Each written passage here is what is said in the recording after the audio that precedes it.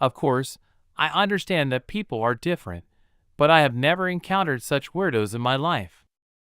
This story is about my friend Tom, who, out of his own foolishness, got involved with a girl and indirectly dragged me into this negative situation.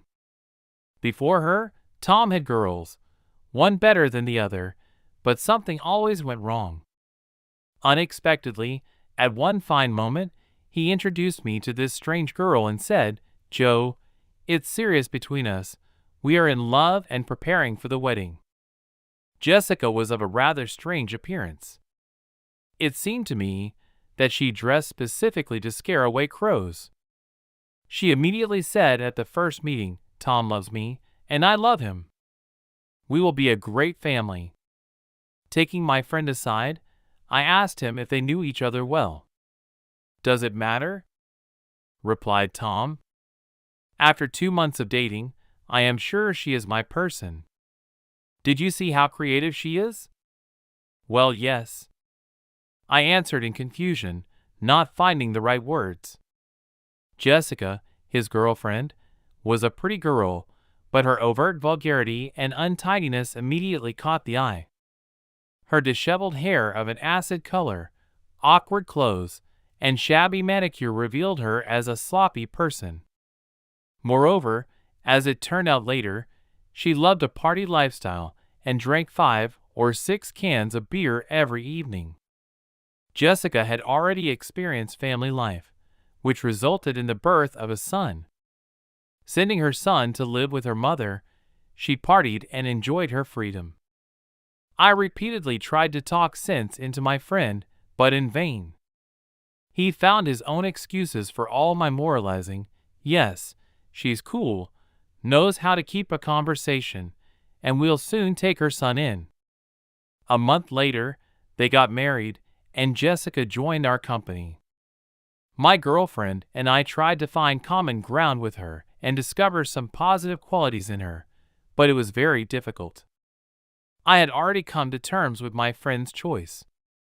One day, an incident occurred in their lives. Jessica went to a high school reunion party. By the way, I was very surprised when I found out she finished school. Tom waited for her until 3 in the morning, nervously dialing her number, but the answering machine repeated the same thing. Waking me up, he panicked and wanted to go looking for his wife, not understanding where to run. He didn't know the name of the cafe, the phone numbers of her friends, or even her relatives. I tried to calm him down as best I could, saying goodbye to the idea of finishing my sleep. Tom was unrelenting and continued to panic. "Maybe we should call the hospitals?" And then, around 5 in the morning, Jessica finally showed up, barely standing. She entered the house. Tom asked why she came so late and where she had been all night. Jessica replied that she hadn't come home yet, she just stopped by to get her guitar. After saying this, she fell, probably due to the amount she had drunk. Relieved that his wife was found, he hurried to help her, taking off her jacket and dragging his drunken wife to the couch. Tom suddenly noticed that some parts of her clothing were missing. Under the dress, stained with suspicious spots, there was absolutely no underwear. In the morning, there was a grand scandal. Tom yelled like a dinosaur. Jessica confessed everything to him. She said she had intimate relations with several classmates she used to date. They just reminisced about their youth and called Tom a dirty, insensitive owner incapable of understanding others' weaknesses. Tom couldn't hold back and said, "Get out of my house." Jessica was outraged and surprised by Tom's behavior.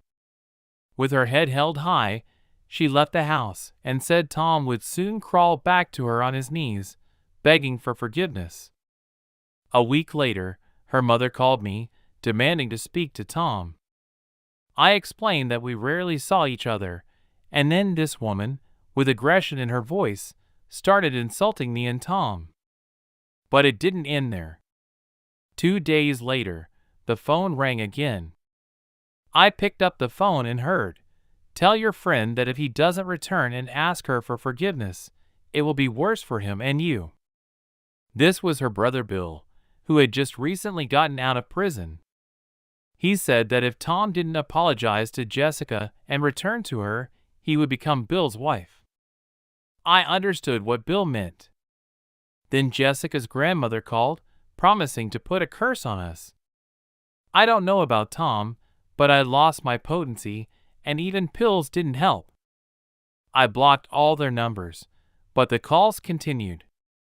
"Deal with this crazy family already," I yelled at Tom, but he couldn't do anything.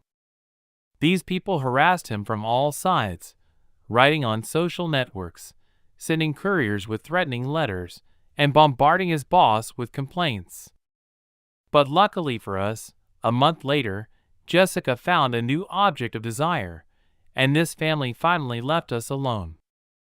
My potency issues went away. Now we laugh about this story, but I really hope Tom learned his lesson from all of this.